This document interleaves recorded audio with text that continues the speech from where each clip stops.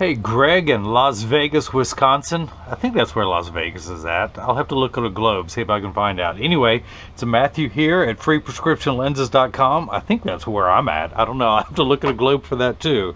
But with the help of my GoPro camera, I'm going to show you how I cut prescription lenses for your Hemingway 4613. That is it. The 40. Let me take it out of the bag so you can see a little better. The 4613 size 50 in the black two-tone, which of course is black and crystal. And this is the way the manufacturer sends it to me with two, actually, hang on, come out of here. Yep, Ernest Hemingway. He wrote all about this frame in every single one of his novels, so very identifiable. I learned all this when I was getting my PhD in literature at Harvard. Yeah, that's the ticket. Okay, so it comes with plastic sleeves on the temples, on both temples. Usually it's just one. They send it with two to protect the temples from rubbing together during shipping, and I will include both of those when I return this to you, when I ship these to you. And of course, you're going to get the demo lenses, one of which says, what does it say? Demonstration only. Oop, hang on, just got a text on Facebook today. And one of them also says Ernest Hemingway. All right, pay attention, this guy's paying a lot of money. All right, how much are you paying me again? That's right, this frame sells for $110, and you have upgraded frame and prescription lenses for $110. But you have upgraded $50 to the Transition Signature 7 gray lenses, and then you pay $40 for the Crizal Alize. Is my light on? Is it blinking? Yes, it's blinking. Okay, we're live, we're hot. Let's do this, all right? Okay, so I'm going to put your frame into the tracing element of my edger. I'm going to wake the computer up, and I am going to trace, which I'm not counting the 3 in Spanish. This little stylus is going to go around and trace the shape of the right lens before moving over and doing the same thing for the left. Here at freeprescriptionlenses.com in Las Vegas, Wisconsin, where you buy Ernest Hemingway frame and you will receive free clear single vision prescription lenses or non-prescription fashion lenses. In fact, you buy any frame from me, that's what you're going to get. My receipt has my federal ID tax number, so if you have vision insurance or flex dollars, you will be reimbursed from this purchase. Now that green shape is the shape of your lens. Let's magnify that again. Let's go ahead and put in your pupillary distance, which is 66 for both eyes. So we're going to put that at 33, and that's going to flip over and mirror the same thing for the left. Now let's get your lenses prepped. Your right eye is minus, let's make sure this is zeroed out perfectly. This is a Marco, see, Marco 101 lensometer. Does it say 101 anywhere on here? If it did, it's worn off. Okay, so your right eye is minus 250, minus 150 at 12, minus 250, minus 150. I will turn the axis wheel to 12. I was trying to say that with rolling my R's. 12. Take the lens out of the protective sleeve. What do you know? It has a little laminate. Come on, get off of there. Get off of there. Quit playing. Quit playing. This is live. Come on. I shouldn't have cut my fingernails today. I can't grab the tail. There it is. It has a little plastic laminate that goes on the front of the lens to protect the lens while it's inside the sleeve during shipping also. So let me take that off. Put the power drum on minus 250. Put the lens in, rotate it until the sphere power comes in clearly. Find the optical center, and I'm going to put 3 dots, trace dots, on your uno, dos, tres, on your lens, and they were much too light for you to see, so I'm going to darken them. Let me use this light. I hear people tell me it gets weird psychedelic images when they look through here. That's why I don't look through there. And let me put an R on there, an R for a right. Let me do the same thing for the left lens. Minus 2 1/4, minus 2 at 4, minus 2 1/4, minus 2 at 004. Pull the lens out of the protective sleeve. Yeah, that one's easier to grab. That one comes off. Can you see that? Hopefully you can see the way the light reflects off of it. No. So, do I have it on 4? I do have it on 4. Do I have it on 2 1/4? No, it's still on 250. So now it's on 2 1/4. Rotate the lens until the sphere power, the round power. Check your astigmatism correction. That looks good. Put 3 dots on your lenses. Uno, dos, tres. Un, deux, trois. We're going to label this L. L stands for not right. And where's my flashlight? Here's my lunch. There's my flashlight. Woohoo! It came on. I got to keep the safety on this thing. You see how that just came off like that? I could have been blinded. Blinded by science. Okay, so this is a block. This is your brain. This is your brain on drugs. No, okay. This is a block. I like to call it Jenny from the block. No, I haven't had too much caffeine. Thank you for asking. But this little silver button on the back is a magnet. That's what's going to hold it in place in the arm. This is the arm. How you doing, arm? Okay, so I need a double-sided adhesive sticker. Let me turn this off. Boy, that was just something. I've got 2 double-sided adhesive stickers. If they weren't adhesive, could I do that? So I am going to stick one of these onto the block. We're switching to German for the rest of this video. Let's do the same thing for this one. Ja, jawohl. Schnell. Let's make this schnell, hurry up. And again, 3M out of Minnesota. Ja, you betcha. I'm switching to Swedish now. You never know what you're going to get with me. Okay, so the reason why I put those 3 dots on your lenses, because of your astigmatism, those 3 dots, your lens has to go in there a certain way. It cannot go in there like this. You just won't see as well. I know, I've tried it. It just doesn't work. So the 3 dots tells me which way I have to orient it. So put there. Hopefully you can see those 3 dots. Now, what do you know? That rarely happens. This is going to work well to keep your lenses thin. That blue cross is the geometric center of your lens. If you were to measure vertically and horizontally, the dead center of your lens would be about right there. Now your pupillary distance is dead on. It's that little orange box. Let's just move this. Let's say we're going to make your pupillary distance larger. You see how it moves outside? Follow that little orange box, and when I get to 33 over here, whoops, I passed it. It is in the middle of that. The reason why I say that, your lenses are thin, just like a bowl. They're thin at the edge, thin in the center, thicker at the edges. The more you have to move it or decenter it, the thicker it is. When you have to move things around, you're using the thickest part of the lens. So with your pupillary distance being identical, and this is 50 millimeters wide this way, 17 millimeters at the bridge for a total of 67. Why am I getting 66? Okay, it don't matter. Let's just go on. There's so many questions in life. Like in Cinderella, why did her shoe fell off? If they came back and it fit perfectly in the end and knew who Cinderella was, why did it fall off in the first place? See, those are questions they just never talk about in the show. There's just so many questions in life. Okay, so I've got that center dot there. That is your optical center. Those other 2 dots tells me that it's lined up perfectly, which is better than me. I am definitely not lined up perfectly. I'm going to hit that button. The arm's going to come down and place the block onto the lens. Let's do the und. Let's do this for the second lens. What's second in German? Yeah. Okay, so that's lined up there. We're at 33. That's looking good. That dot is there. And where's this block? Here it is. Pull the paper off to make... Show me the 3M. Show me the 3 money. Put that there. Hit that button. Let's do the back side. Ooh. Showing all that technique there. And now the block is applied to your left lens. I'm going to take the actual cutting wheel. By the way, this is an edger. It costs 40,000 Deutschmarks. And I recommend everyone go out and buy one. Hang on, let me clean it up for you. Okay, I'll sell this one used. Okay, everyone go out and buy one. Put it on your kitchen counter. This thing weighs 200 pounds. And then you can cut lenses at home. But you got to get a nice sign for people to take you seriously. That's how people know you're professional. It's the signage. But the actual cutting wheel is over here on the far right. It's going to act like a heavy grit sandpaper to grind away your lens material. This wheel in the center with a little bit of dirt on there. Can I pick up the dirt? That is optical sawdust there. That is Schwarf. But that's what's going to put the V-shaped bevel on your lens so as it stays inside the bevel of the frame. And why did I put that flashlight in my pocket? I'm going to need that. See, I'm already trying to steal a flashlight. Alright, so the magnet this time is going to do its job the second time.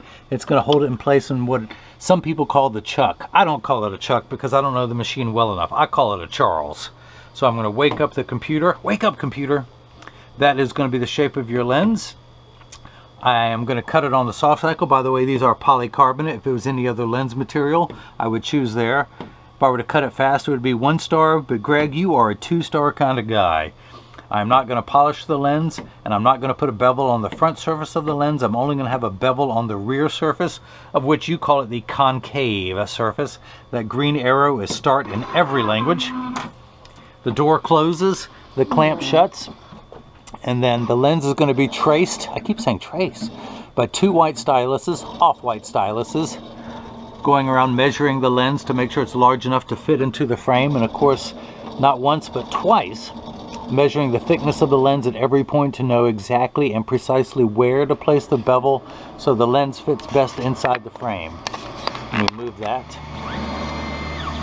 Now in just a moment you will hear a grinding sound. That is my teeth because I've had way too much coffee. Well, if you ask me, it's not enough coffee because I got to keep going all night long. But in the background you see water running, that flickering of light. That will not spray onto the lens. Polycarbonate cuts dry where plastic and high index plastic cut wet. Now that's the grinding sound of the cutting wheel. Now your lenses are made out of polycarbonate. They are the Essilor brand of lenses. Essilor names its polycarb airwear because it's light as air. Polycarb is 40% thinner and lighter than regular plastic. They are virtually unbreakable. They are bulletproof up to 22 caliber. If it wasn't bulletproof, could have hit it with this piece of paper and not have the lens shatter. It also has both UVA and UVB protection built into the lens. We know what the sun's harmful ultraviolet rays can do to your skin in Wisconsin, Las Vegas, Wisconsin. Also in Nevada, should you ever go to Nevada. Nevada, excuse me. I'm from the East Coast. Can I talk about that for a little while? But I'm from the right coast. How about that? But yeah, so the sun, it's harmful to your skin where your eyes are 8 times more sensitive than your skin. So you have permanent sunscreen for your eyes, unlike lotions, creams, and sprays that have to be reapplied every couple hours when you're outside in Nevada. Did I pronounce that right? So an elderly couple were flying to Hawaii, and the husband and wife were arguing the whole way. The husband was saying it's pronounced Hawaii. The wife was saying, no, it's Hawaii. The husband was saying, no, it's Hawaii. He said, let's settle this. When we get off the plane, let's ask the first person we see how to pronounce it. So he asks him. The person responds, it's Hawaii. And he says, see? And the man says, you're welcome. Okay. Free bad puns with every pair of glasses sold. So you know, I entered a pun contest to make sure I'd win first place. I submitted 10 puns. However, no pun intended. I'm working on it. I'll get back to you. So, all right, so we got the transitions. You know about that. Anti-glare. You have the Crizal Alize. Anti-glare is 3 features in 1. The first feature is it eliminates glare when driving at night, particularly driving at night in the rain, particularly driving at night in the rain when you're drunk or on coffee. But it also eliminates glare from street lights, stoplights, computer screens, overhead fluorescent lights. Should you ever see an overhead fluorescent light, call me, let me know what they look like. But it's also a reflection-free lens, so that if you take a selfie or if someone takes a picture of you with a flash, you won't see the flash lit up in your lens. You'll see just your eyes. So it makes for much better eye contact, a much better cosmetic appearance. The third feature that I like, it comes with the hardest scratch coating in the business. The machine that applies the anti-glare coating costs well over $1 million. It takes well over 24 hours. And they actually vaporize 7 different coatings onto the lens. They have to let it dry in between coatings, and that's why it takes so long. So the time and the expense of making them. Let me tuck my shirt in. Didn't I know I was going to be on TV today? Okay. Let me take your lens out. Look at that thing. All right, you know what? I'm going to splurge. You're getting a new paper towel. That's how much I like you, Greg. All right, so I'm going to dry your lens off. Put that there. And let's see if it fits. I'm going to tuck it in at the outside corner first. Using my thumbs, I press down, it snaps in. Winner, winner, chicken dinner. Let's start cutting the left lens. Let's put that into the the Charles. How about the Charlie? The old Chucky boy. Flip that over to L and hit the green button again, which is start, as they say in Boston. Speaking of which, I got one Boston joke. Do you know what khakis are? You see my pants? Do you know what khakis are? Khakis are what you need to start a car in Boston. Oh, it just keeps getting worse and going downhill from there. Okay, so again, it's tracing the shape of your lens, which it has done. And now it's tracing the thickness of the lens at every point to know exactly and precisely where to place the bevel so your lens fits best into the frame, or you have no edge thickness whatsoever. Look at that. You see that? You see that there? You got no edge thickness, kid. You see how I did that? All right, so let's go ahead and take this block off. Use my bare hands. Oh, not good enough. Let's use this tool. You like 3D movies? Dun, dun, dun, dun, dun, dun, dun, dun. Break the seal. Congratulations, it's a boy. All right, so let's go down here.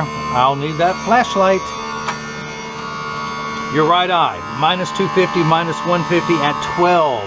Let's turn the axis wheel to 12. 2 tick marks away from 10. Can I say that in another weird way?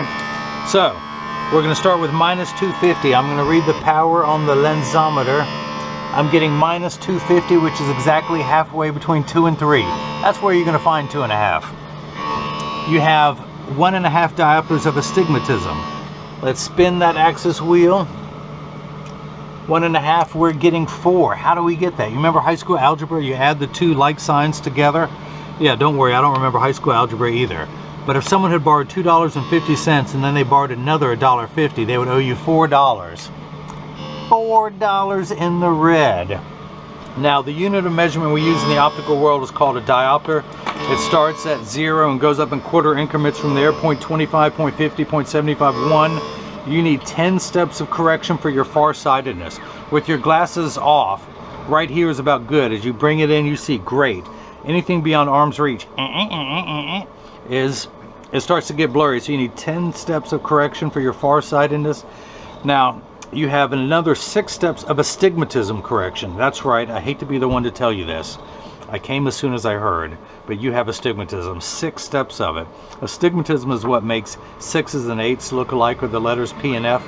Now, everyone chill, astigmatism is not a disease, this is not an affliction, it's just what makes things look fuzzy. This first number makes everything the correct size. This takes away the fuzzy edges. Think of it as the fine-tune knob. We're going to turn that fine-tune knob to 10, 12. Ours go to 12. A straight line 0 to 180. 0 to 180 with 90 in the middle. 90. Okay, so we're going to turn it to 12. Now, your left eye, you actually only need 11 steps of correction to make everything the correct size far away. Without your glasses, with your glasses off, everything is way too large. When you look at these guns, boom, boom, boom, they look large. You put your glasses on, it shrinks down, it minifies to that chicken wing it really is. That's why there's a minus sign. Your lenses minify. So you only need 11 steps of correction for your farsightedness, but you need another 8 steps for your astigmatism correction. That's why you squint. That, and you think you look like Clint Eastwood and it makes you look cool. But, so, when we're done here, we're going to end up with 4 1/4. When you add 2 1/4 and 2 together, you're going to get 4 1/4, and we're going to turn that fine-tune knob to 4. These first 2 numbers are real values to be concerned with. This last number, your axis could be anywhere from 0 to 180. It don't mean nothing to me. Alright, so let's dry your lens off. Just for fun, let's see if this one still works. It still works. Okay. Where's your frame? Here it is. Here it is. I found it. Alright, we're going to tuck it in at the outside corner. Push down at the nose. It snaps in. Look, you got a little optical sawdust on there. Let me clean that off. That is called Schwarf. You see that? You see that on the background? Stuck right there. Blow it off, let it fall on the floor. It makes people think I've been working. That's why I leave it on the floor. I fool people that way. But again, I tuck it in at the outside corner, push down at the nose, it snaps right in. You got some of that on there. So all you Mel Brooks fans, this is when I would say, may the Schwarf be with you. But it's not going to be with you. I'm going to scrape it off and leave it on my floor. Now, we're going to put it in your left lens over that red dot back into my dusty Marco 101 lensometer. Turn the axis wheel to 4. Always yell 4 before I read someone's prescription. We're going to spin the spherical knob. I'm getting 2 1/4. We're past 2, we're 2 1/4, 250, 275, 3. Let's check your astigmatism correction. And I'm getting 4 1/4. Imagine that. I couldn't have made these any better if I'd made them myself. Now your pupillary distance is 66.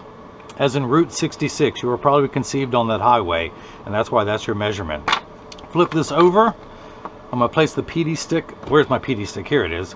Put the 0 against my thumb on your right lens, and then when we measure on your left lens, we're getting 66. Look at that. The kid is good.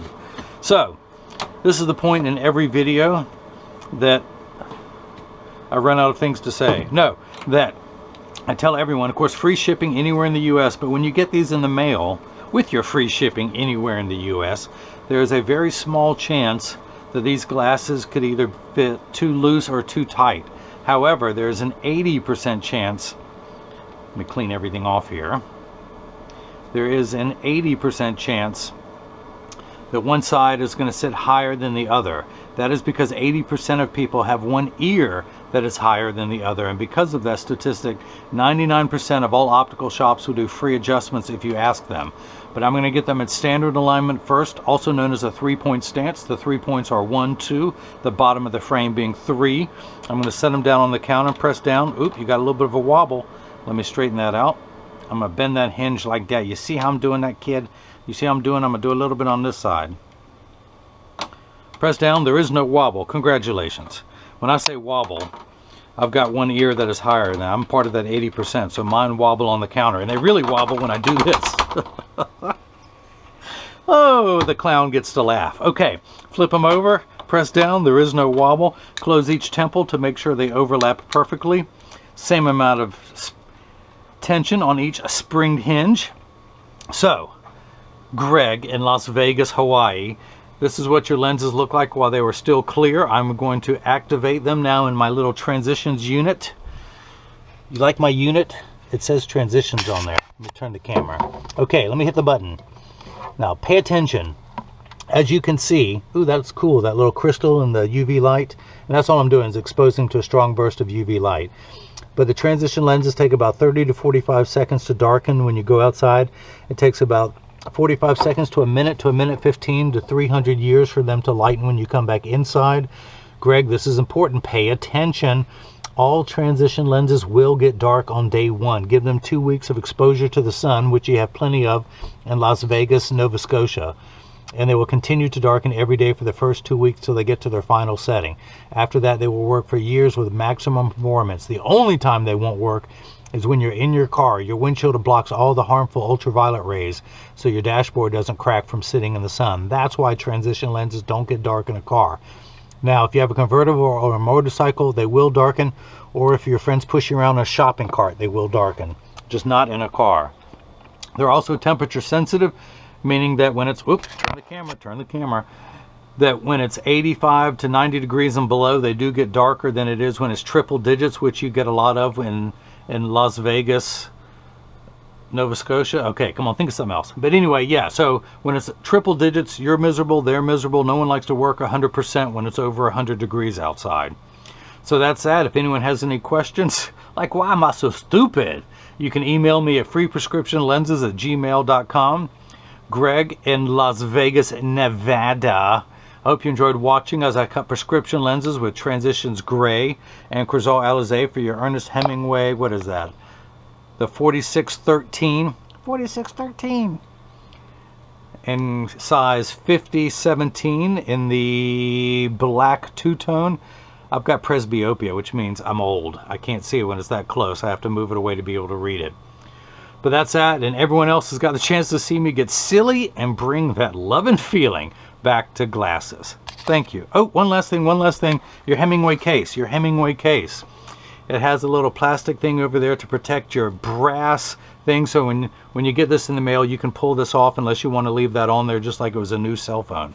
Okay, that's it. That's all. Email me if you got any questions. Thanks again. You could have gotten your lenses from anyone, but you got them from the guy who gives you free prescription lenses. Well played, sir. And let me know if I can be any more help. Thanks again.